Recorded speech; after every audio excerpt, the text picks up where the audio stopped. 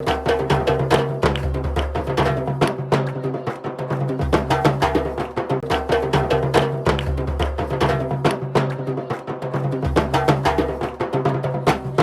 sommes le premier jour ouvré de la semaine et merci de suivre la revue du net de ce jour.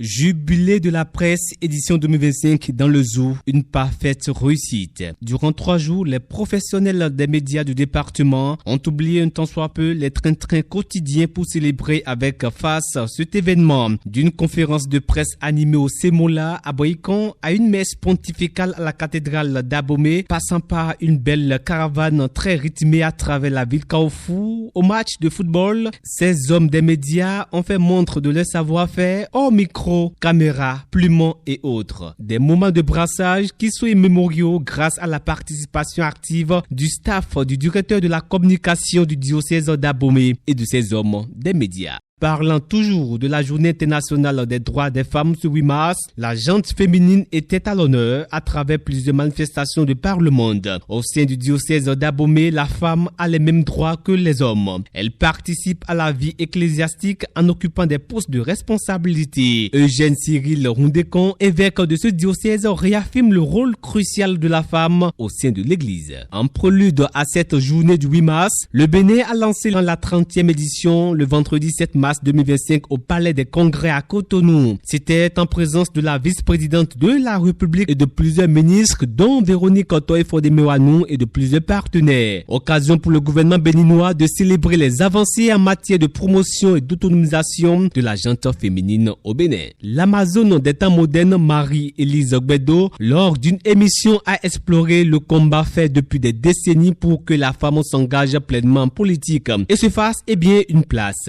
Sans langue de bois, elle a invité ses sœurs à travailler davantage pour se donner un nom dans la société. D'une journée à une autre, la commune de Didja sera à l'honneur ce mardi. La ville accueillera la 10e édition de la journée africaine de l'alimentation scolaire. Le thème retenu cette année est une décennie de l'alimentation, célébrer le passé, assurer un avenir juste. Le Bénin renforce sa lutte contre la criminalité et la piraterie maritime. Un nouveau système de surveillance maritime est présenté aux professionnels des médias. Pour Dabarou, c'est un système sophistiqué et unique dans la sous-région et qui est placé sous le contrôle de la préfecture maritime qui assure ce rôle. La place Bioguera de Paracourou grouille de monde pour la foi entreprendre au féminin. Une initiative qui met en valeur les talents, la créativité et le savoir-faire des entrepreneurs d'ici et d'ailleurs. La liste des 42 candidats retenus pour le test d'aptitude aux fonctions de conseiller et avocat général au Bénin est dévoilée. Les concernés composent ce lundi au siège de la Cour suprême à Porto Novo. Un sous-brigadier de la police républicaine se donne la mort. Il s'est suicidé avec son arme de service le 8 mars à son domicile à Cotonou. Les mobiles de ce drame ne sont pas encore connus, mais une enquête est déjà ouverte pour déterminer les réels motifs d'un tel acte.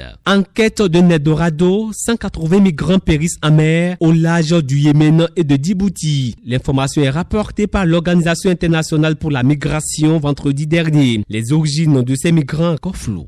Le paillot fait encore parler de lui. Un véhicule transportant de l'essence frelatée est totalement parti en fumée samedi, à sème craqué. Un flot qui perdu et il faut que des mesures concrètes soient prises pour éviter ces drames.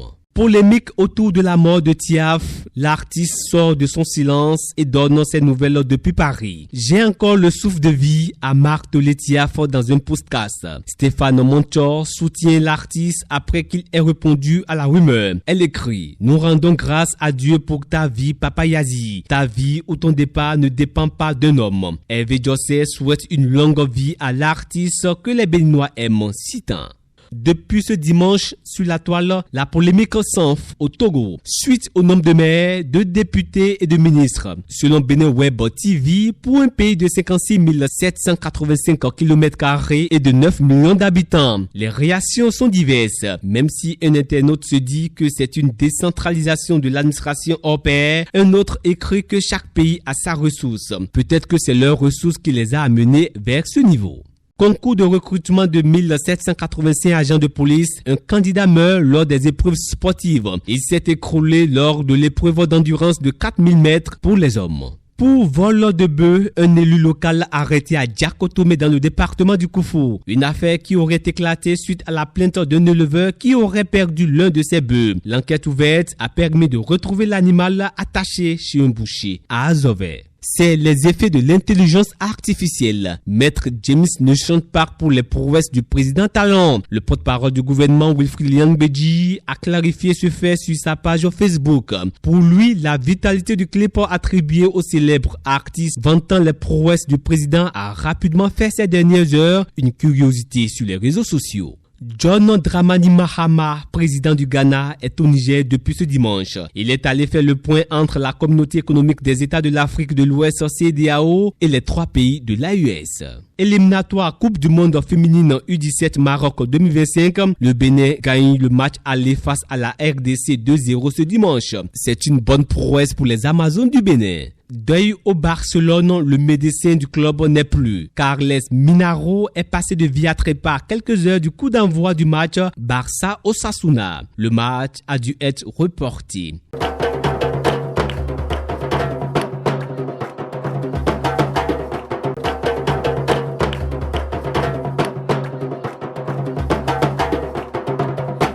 Et c'est tout pour cette revue du net. Merci pour l'attention.